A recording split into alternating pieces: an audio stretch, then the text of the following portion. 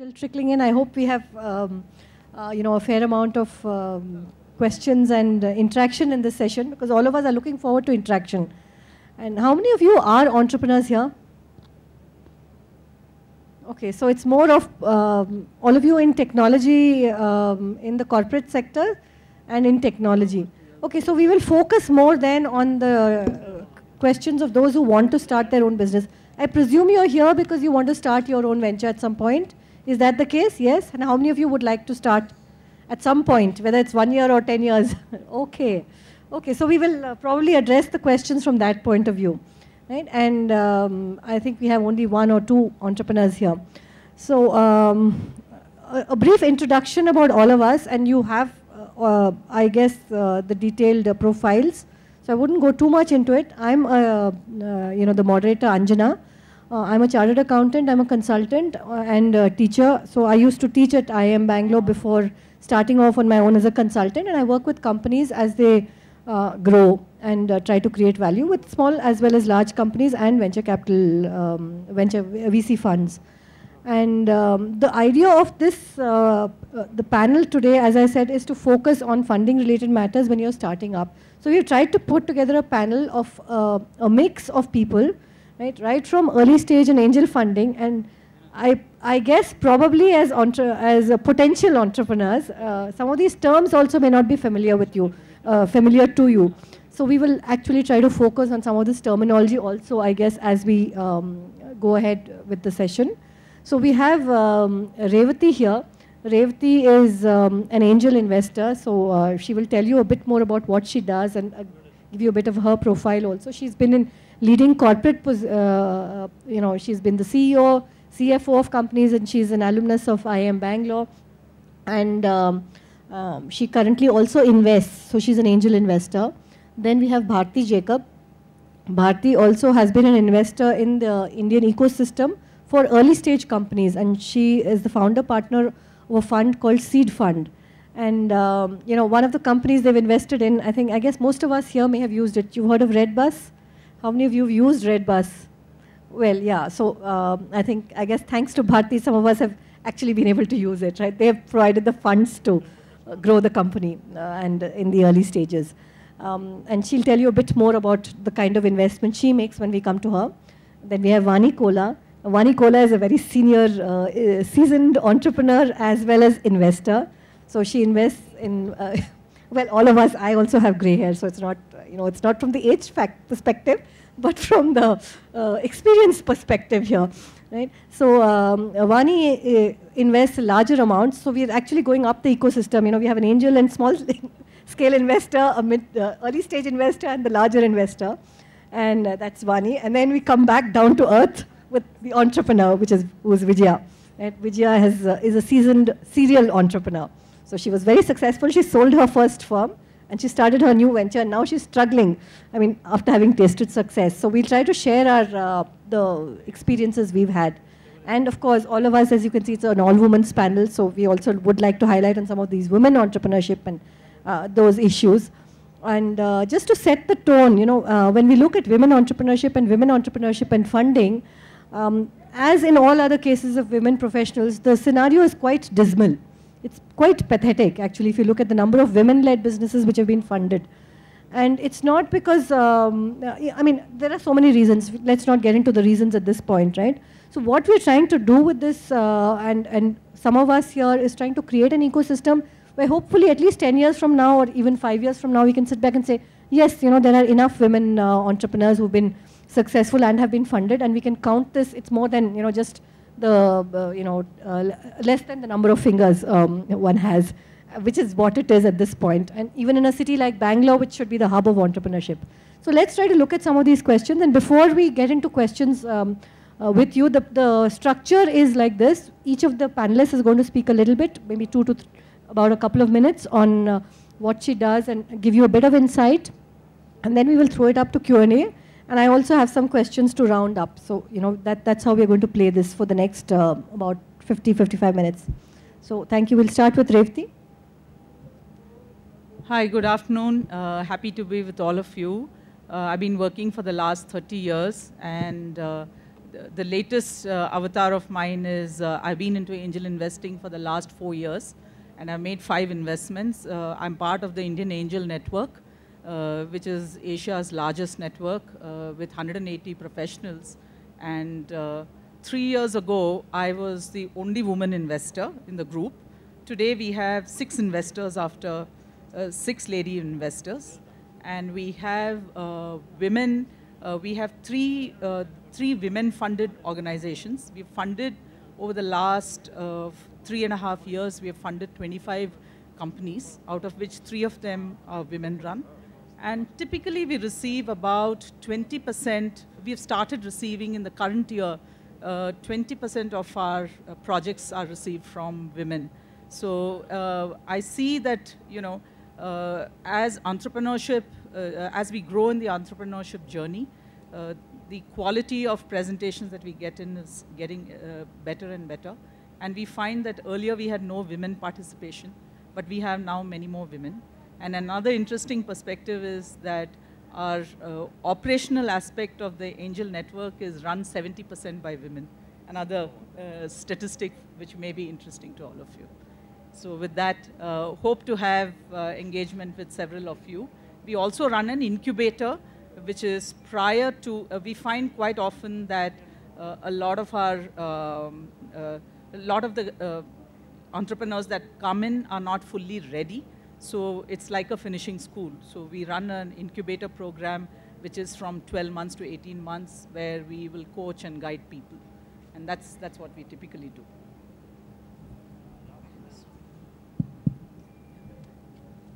Good afternoon. It's great to be here, and we hope many of you do choose to become the entrepreneurs and create some valuable companies. My name is Bharti Jacob. I'm a partner at an early stage fund called Seed Fund. Seed, as the name indicates, seeds companies or entrepreneurs or whatever the concept may be. We do investments in pre-revenue companies. That means somebody may have an idea, wants to start a company. He or she doesn't have an initial capital. We often invest in those companies.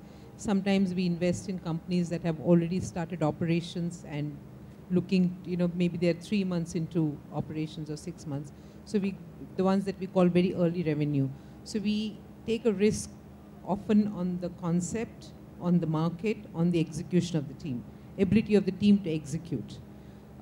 We have, I personally been in this venture investing business for 11 years. So I started my career in venture investing in 2000. So this is 12th year running actually. What I have, I mean, one of the things that Anjana wanted us to talk about is the number of, whether we see women entrepreneurs and whether, you know, how many, what is the percentage and stuff like that. In the last 11 years, I think the number of women choosing to become entrepreneurs has increased. But it's definitely not anywhere near the 50% mark that we would like to see. Because if your population is 50% men, 50% women, you ought to have at least 50% women wanting to become entrepreneurs. Often we see maybe it's 10 to 15%, and very often we see that they come with a husband. You know, it's become a husband-wife team, which is something that I personally get a little upset, because some of these women are far more qualified than their husbands. So I keep thinking, why aren't they just standing up on their own and, you know, becoming entrepreneurs instead of bringing in the husband? I think in 2000, maybe we saw 1 in 50, 1 in 100. Now maybe we see 1 in 10 business that's been led by a woman. And, you know, one of the persons who spoke today, Madhulika Banerjee, I think she said in the end, you know, it's so much better for a woman to be an entrepreneur. That was one aspect, that, you know, the woman is not socially, doesn't have the pressure to be the primary breadwinner. So therefore you can take a lot more risks with your skills, with your time, with your talent. And the other, I think the best part about being an entrepreneur is you set your own agenda, you set your own terms. You can choose to create a very large scale company, or you can choose to create a company that is not very large scale. So it's all dependent on you, and you can set your own timings. I mean, for example, everybody here is an entrepreneur. Anjana or Revati, where Anjana, Revati are running their own consulting. They could choose to, I mean, it's in their control whether they want to create a consulting organization that rivals McKinsey, or they want to create a consulting organization that restricts to their own talent. That's the choice they're making, right? So I think for a woman, it's great to be an entrepreneur, and it works well with your work-life balance. It works well with your, wanting to create a valuable company or an entity. Thank you. My name is Vani Kola. Currently, I run a venture fund. I'll get to that in just a minute. My journey started out being an engineer with no intention of being an entrepreneur, and I don't think I'd ever heard of a venture capitalist until quite later in my life. Certainly not when I was beginning to work, and definitely not when I was going through my college. So, but then destiny, life, I went to Silicon Valley, and there with the entrepreneurial energy that's all around you, I had an idea, started a business, so, and then fast forward, I did that for a decade, 2 different companies, both became fairly successful, and then I saw the opportunity here in India to work with young entrepreneurs, something that I was very passionate about, and we started a 200 million fund. We typically, and in the last 5 years, we have invested in close to 28 companies in India. We typically invest between 10 to maybe 25 crores in a company in the beginning, and then we continue to invest in the company as they grow. And I share that to say, to us then, of course, there are different levels of entrepreneurship, and but for us to become involved, the things that are important is the market opportunity and the motivations of the entrepreneur to want to build a large company in a non-linear fashion, meaning that they see rapid growth because of their differentiation or unique value proposition, or because of the quality of their business model, or just because the market is growing so fast, or whatever the reasons may be. But having a business grow very rapidly becomes important for a venture investing to work. And I always advise entrepreneurs, don't take money unless you're prepared to grow the business. When you are discovering the market, or you're still trying to understand what's your idea, what's your model, that's not the time to get diluted by taking venture capital money. And I thought about it this morning coming here, and don't really have any good answers to why we have not seen many women entrepreneurs. And to me, that's actually not that dissimilar to what I saw when I was working in Silicon Valley. But in India, I think that the numbers are even lower. We don't have a single company that we have funded that has a woman as a leader of the company.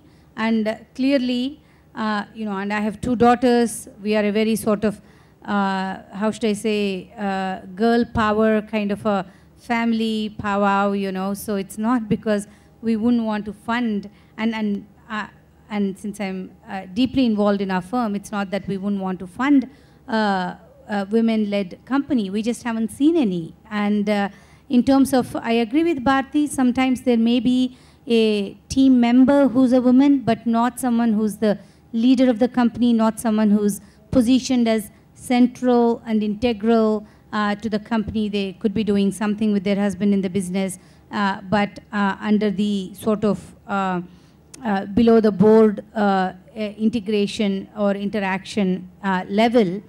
And I do think that actually it's very difficult for women to be entrepreneurs, at least in the context of running a large-scale company, because there is no personal life, and I don't believe, I want to find out, the question I want to ask Bharti is how to find that work-life balance, because I still haven't found it, and I don't think there is any private life at all, and especially in the growth stage of your company. I do think you can find the balance after a certain point, but when you are the point person, which you are, in the beginning of the business. You're everything. You're the salesperson, you're the marketing person, you're the janitor, you're the den mother, you're everything. So, and at that time, there is no time for yourself. And I think finding that balance, I think, is very, very difficult. And I don't know if that is one of the reasons why there aren't more women who do this. But whatever the reasons may be, my statistic is not very encouraging about number of women. And the reason to participate in events like this, for me, is to do whatever little in empowering women to want to do this more and do it successfully. Okay, good afternoon, everyone. So I'm from the other side of the fence. They're all people who give money. I'm the one who takes the money. So my background is that after post-graduation from IIT Bombay, I joined ISRO and then Wipro when it was still an 80-member R&D company. So we were really a small group. And I've always been very technical oriented, so I was a network protocol engineer there. And then I kind of grew in Wipro, spent about 13 years there. And towards the end of my stay in Wipro, I actually, under the mentorship of our CTO, we started something called a product group, because we realized we were doing a lot of projects, almost end-to-end projects for US customers, which was the only thing we didn't do was the requirements analysis and the final customer sales. So we thought that, we are capable of doing, products. Why don't we do a completely, product-based, products based out of India, developed, designed, sold, everything, marketed, everything done in India. So we started a product group within Wipro itself, but actually, I ran it for about three and a half years. But the thing is, it didn't really gel with the services, mindset of the organization, because the kind of, the way the revenues come in and the kind of things that you need to do are very different for a services and a product organization. So with, the consent of Wipro, I kind of broke out of Wipro, took some of the IP with me and a whole bunch of people who worked with me, because we all felt that was a time, that product company out of India, it was our dream. And this was in '99 when it was still early stages for entrepreneurship. But we started it in '99, and actually it was called Alopa Networks and ran pretty successfully for 4 years, got acquired in the 5th year.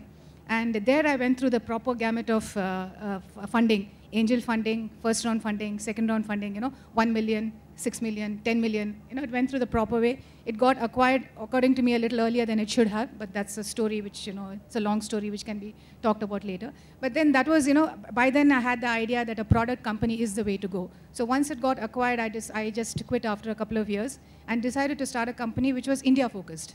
And because, all my life, services, products, everything was, for the overseas market. So India market we started, and we felt education and healthcare was the two things. So I started a company in the healthcare IT space.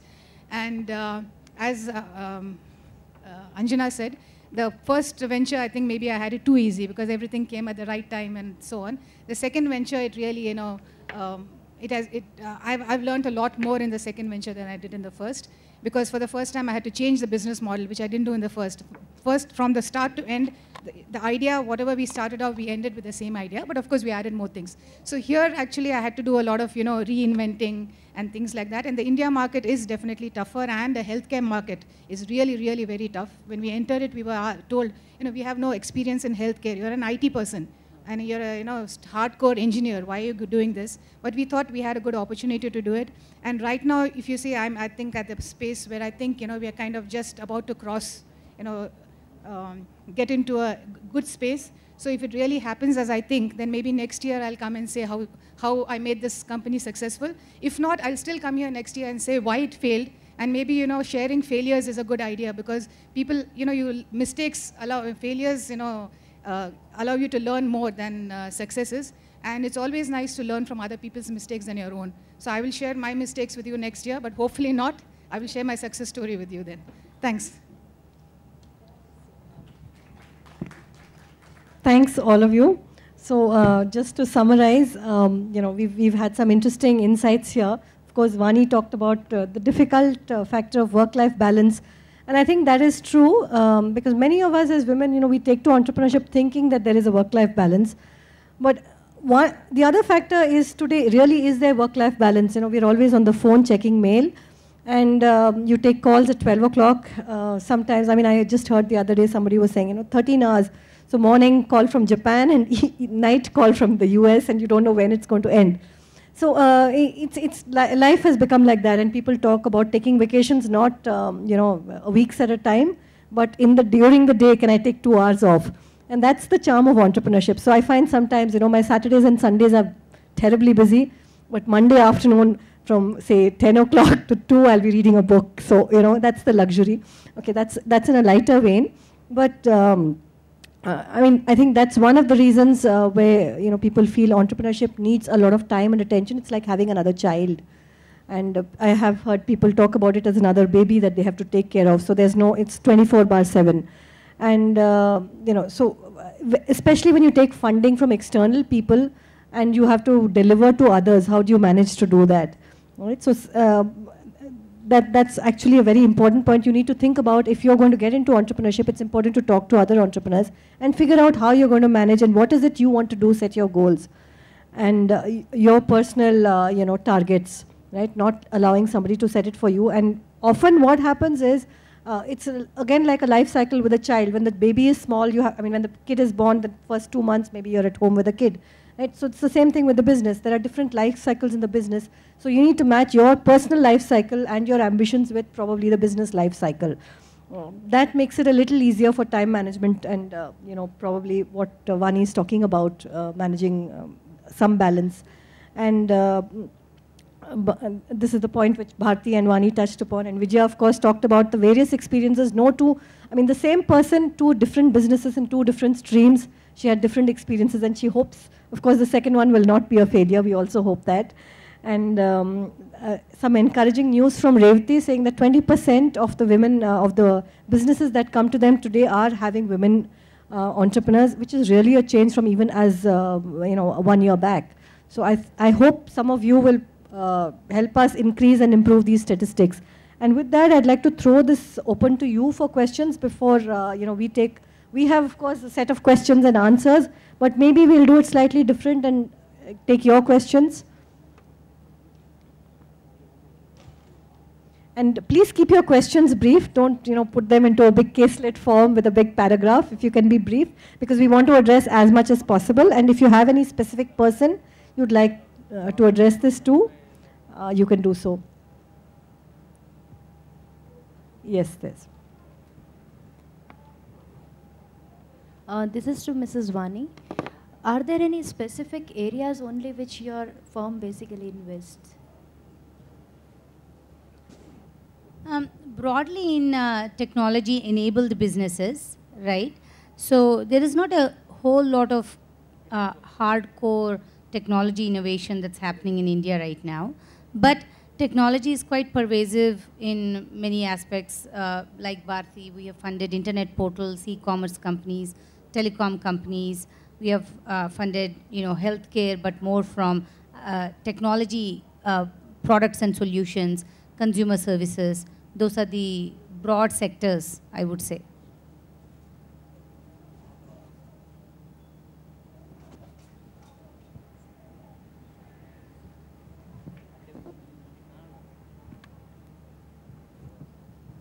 So wanted to check and see what are the checks and balances around equity or what the company gives in return in the beginning, because really nobody knows the potential and equity is very, very valuable in the beginning. What are the different ways in which a company gives back to the investor, and what are the sort of the recommendations around what they should or should not do? Maybe, yeah, Revati and Bharti. Yeah, the early stage is, it's a lot more difficult because sometimes the concept is not 100% validated, and you really do not have any, it's pre-revenue most of the time, or even if it is revenue, it is just for validation of the business model.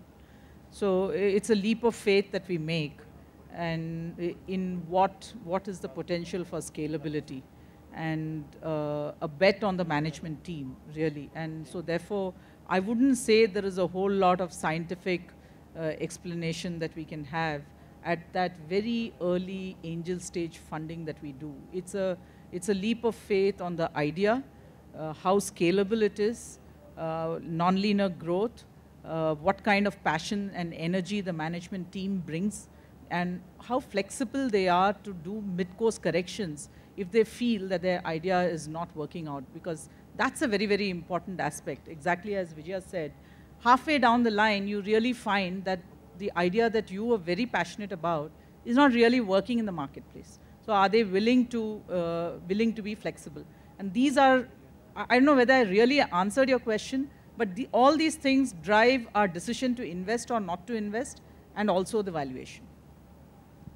Was the question from the entrepreneur's perspective, or was it from the investment?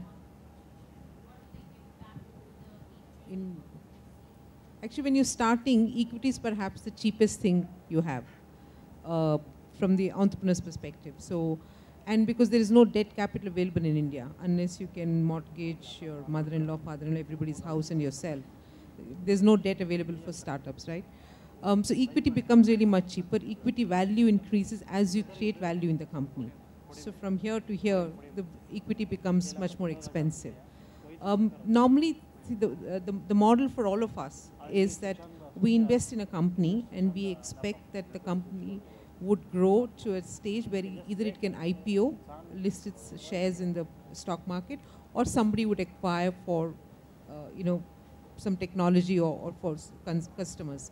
And these two can happen when the opportunity is what we call a scalable opportunity, which means it's a large market opportunity. So whenever we invest in equity, we're not expecting the company to return it back to us. We're expecting that there would be, if all things go well, there would be a listing on the stock market or somebody acquires it. And also the company law in India, I think there are issues with the buyback, when you can buy back or when you can do anything. Sometimes the promoters buy back if the company does well and they have their own money.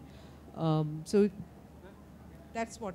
So expectation from the investors is that the entrepreneur will create a valuable company. Just to give maybe an example, the early stage investor, not even the angel investor, the early stage investor in Groupon, who invested $2 million for a 20% ownership when Groupon was probably 6 or 8 months old in terms of their, of course, they've had a compressed life cycle to everything. Now, even before the company went public, when they exited, they made $2.5 billion out of that $2 million investment because they owned, they owned 20% of the company. And so now this is kind of like a fantastic story, and that's why everybody thinks, oh, maybe I should become an investor. But the problem with that is there are probably 50 other companies that got investment and returned zero or very, very little. So, and so this becomes one of those stories that everybody says on sort of, even at a personal level, the great find, the great outcome they had. And, I hear my male colleagues always talking about some stock on which they made so much money, but they never talk about the stock on which they lost money. And that goes for my husband also. He only keeps talking about the stock on which he made money, never talks about the stock on which he has lost a lot of money. So the thing is, in investing, it's creating a portfolio. So why I'm sharing this with you is, as an entrepreneur, entrepreneur doesn't understand that this is completely, sometimes doesn't understand that this is completely uncollateralized risk, meaning that when an investor is coming in, they don't know, the entrepreneur also doesn't know that this will become a 10 billion company, 1 billion company, 100 million company, worth nothing company, right? So you can only assess what is fair at the moment of risk. It cannot be assessed down the future, because if the company is worth nothing, the investor is walking away with nothing, is not asking for a personal collateral, it's not a credit card, it is not your home that is collateralized with a bank, whatever. Likewise, if the company became phenomenally successful, that's only good news for both the entrepreneur and the investor. So that's the way to look at it. And of course, there can be an Excel and a business plan. Everybody has one which looks fantastic 3 years out. And in an early stage, including where we come in, and I think this is true for where Bharti and Revati come in, the 3-year, 5-year business plan you can't make an investment valuation based on that, because there is nothing historical to indicate that that valuation is that outcome is supportable, and hence valuation driven off of that. So typical expectation if you're going to an early stage investor like us is you will probably dilute somewhere between 25 to 40%, depending on the sector, depending on the team, depending on the market, depending on the stage of the company. But that's roughly what you should expect if you go to any early stage investor. And if you're not in that bracket, if you think that you're going to go to an early stage investor, take money, dilute very little, 5%, it won't work. So it's better for you to do the homework and know that, what is sort of a industry benchmark or standards, and see if you can find alignment and still interest to take money or not. Vani, this is Chitra from Concept to Silicon. Question for you. Technology-based services, is venture capitalist community seriously interested in investing? Or it's kind of a myth, like services means it's the normal expectation that you bootstrap, you take off, maybe for growth, you would look for funding or whatever. I think that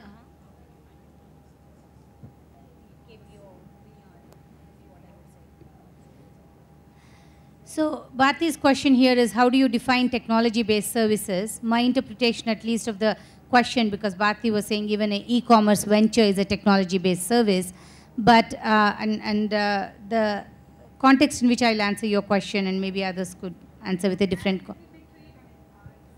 I'm talking about semiconductor-based business, so it's a core technology, Vani. Okay, I mean, whichever company it is, support technology or otherwise, I think it's a question of, are venture capitalists willing to invest or not at an early stage, or do they want it to be de-risked for it to go to growth stage? In a services business, in a pure services business, and today pure services is not simply about a labor arbitrage. There is some applied technology if you talk about KPO and things like that, and semiconductor services or any other vertical services.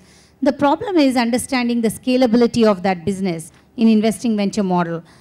Lot of times they can end up being lifestyle businesses, and that's great. When I say lifestyle business, it may still be 50 crores plus business over a period of time, which many services businesses are, but it's very hard to exit that business with any reasonable outcome. So in a pure services business, companies need to reach 400, 500 crores in order to do any kind of a return value. So if you look at industry benchmarks in those, it will be maybe 10 to 15 times EBITDA, maybe 2 to 3 times sales in terms of the kind of value that it will get created. What that means is, for a venture capitalist, when they're coming in, how do they make money? That's what they look for, right? I mean, they're here to make money, no doubt about that at all. So in pure services business, the scalability, what we struggle with is this company capable of really scaling, or will they plateau as a lifestyle business?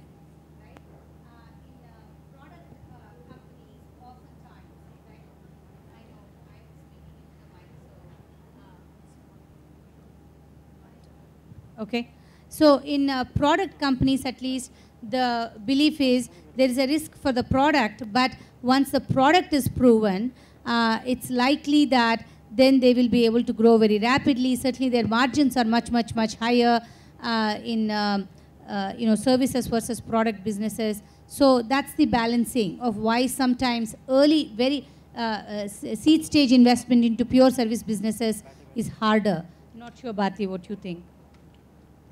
No, I mean, I agree with you. I think the fundamental premise is, it has to be scalable, exitable business for an investor to invest. Then after that, some people may believe services is a scalable, exitable business. I mean, if Infosys TCS could be at 250,000 employees, it is a scalable business. But there might be some VCs who might invest in them. Then once you've defined the scalability and exitability of the business, then it depends on each VC's individual preferences or their own investment thesis or their own, preferences in terms of their beliefs. For example, if somebody came to us for a semiconductor, I don't think in seed fund any one of us would ever be able to evaluate that. So we wouldn't, for us it won't, it will be like Greek and Latin to us. So we can't evaluate, therefore how do we assess risk, therefore how do we figure out it's a large enough opportunity, therefore we don't make the investment. IT services, if you say an Infosys kind of business, the belief today is that it needs to, it's a baby born as an adult, not as a baby. So therefore it needs 50 million to begin with. We can't invest in those kind of companies. So I think once you answer the question, is it large enough opportunity, can I exit this business in a reasonable frame of time, then each VC will have their own particular preferences and reasons why they invest in certain sectors. Maybe, we can just take one more question here. So what do VCs look for? I think that's one question which keeps coming up. So, if you can just give a quick run, maybe Revati and Bharti, considering the, early stage and kind of opportunities which may exist here. What are the typical 5 things you may look for if somebody comes to you? So if you can just extend your answer to yeah, I think we've talked about scalability and exitability, but I think the first criteria really is the team. Is the team in terms of not so much their hard skills, not so much whether they are from US, Silicon Valley, or from IITs. No. But I think their belief, their passion, their ability to learn, their ability to change, to do mid-course correction that somebody talked about. I think the softer skills really become very important. I mean, today if you saw, I don't know, the 6 outstanding ladies, I think each one was so passionate about her business idea. Each one had spent so much time. You could see the energy, you could see the passion, and that's really becomes very important. Because as you start building a company, there will be ups and downs, and I'm sure Vijaya can share some of them. There'll always be ups and downs. There will be moments that there are many moments that an entrepreneur faces his company's death, his or her company's death. It will always happen. That's sort of karma in the life of the marathon. But what keeps you going is really your passion, your belief that you're here to change the world, that you're creating this awesome product, doing things like that. I mean, in one of our first investments was in a company called India Games.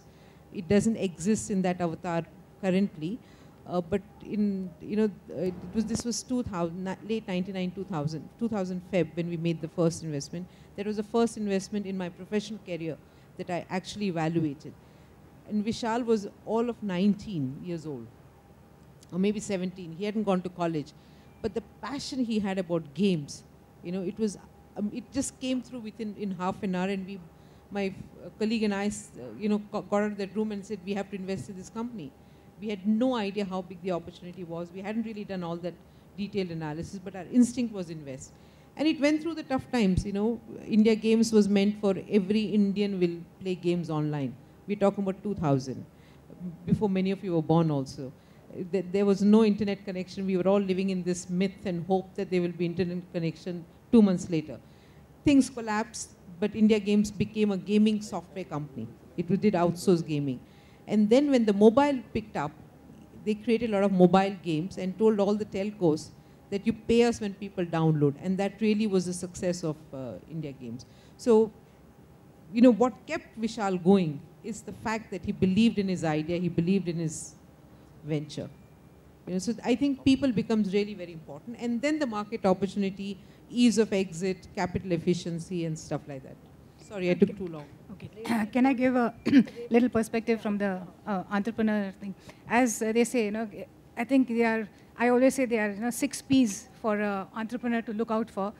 Start first with passion, which everybody has mentioned. You have to be really passionate about what you're doing. The next thing is people. You have to gather a good set of people around you. I mean, you yourself may be the best person, but it always helps if you have a very good team. So that's people.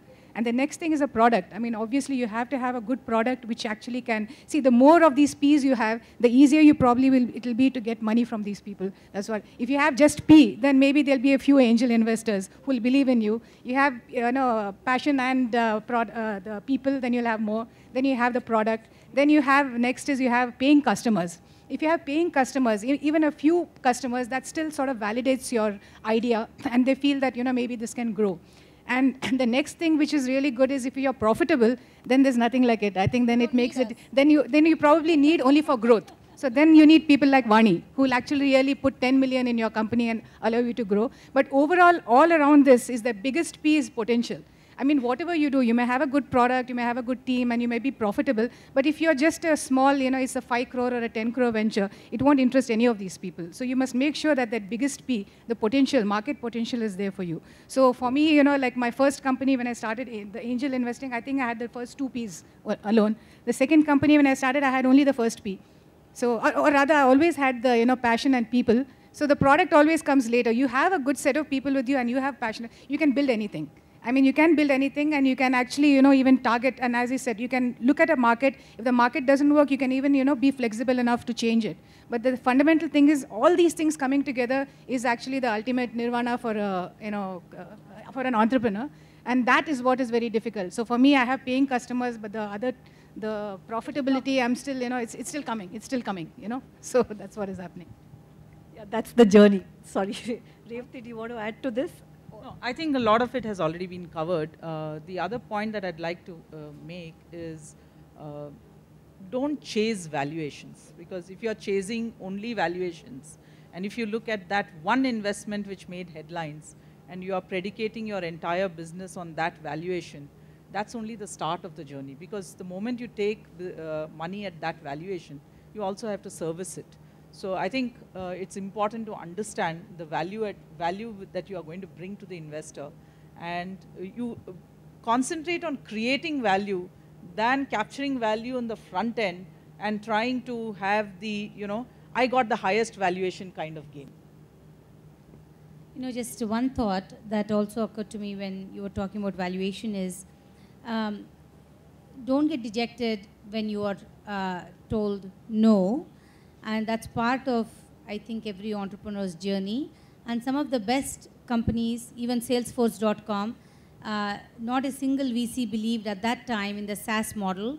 Today, it may be laughable to you that anybody would build a software company that is not a SaaS model, but there's a lot of history. We don't need to go into that.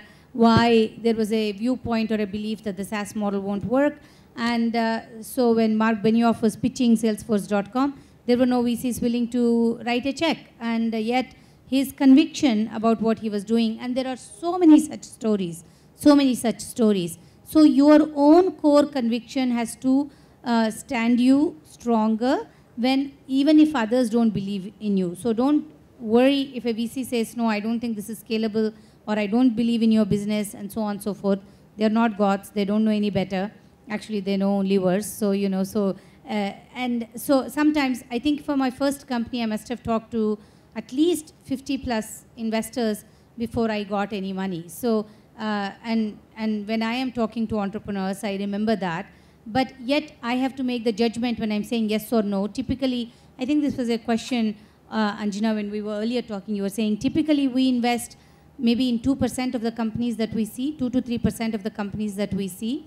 And so there is something that you have to say no to, right? That doesn't necessarily mean that some of those companies didn't become phenomenally successful. So I just kind of want to leave that with you. Anjana, can I take leave? I just have a, yeah? I'm actually going to close, but since you're in a hurry, I think we can excuse you. Thank you so much, Vani. And so I've also got the message from the people who are handling things back there that our time is up, so there's no more time really for questions. But I'm sure our panelists are available to you offline for Q&A, and you can interact, and probably the organizers would give you the, at least some of us are definitely always willing to give you the whatever help we can in answering your questions, if not more, if not money. And just to round off, as Vani mentioned, and we've been talking about it, and in fact, in early stage investment, it's not just 2% which get funded. It's sometimes out of 300 companies which come to them, just 1 or 2 get money. So if you look at the angel investment scene. So, if you're building a business saying, I'm going to get VC money and I'm going to get funded, and I mean, you look at the probability and the statistics, right? And out of those 2 or 3 which get funded, like they were saying, 50 companies may fail for one Groupon. So you see this, the way the statistics are heavily loaded against those successes. but then we still look for that, and that is the dream. I mean, which Bharti says, we look at these dismal statistics and we still say we will do it, but we will be up there and not down there, right? And so I think that's the spirit of entrepreneurship, and that's the challenge, and that's the beauty. And with that, I'd like to thank you all for sitting patiently and listening to all of us. Again, thank you, Vijaya, Bharti, Revati. It's been a pleasure actually to listen, and as always, I also learn by listening to all of you. Thank you, and thanks to all again. Thanks to GHC for putting this panel together, yeah, and Sapna.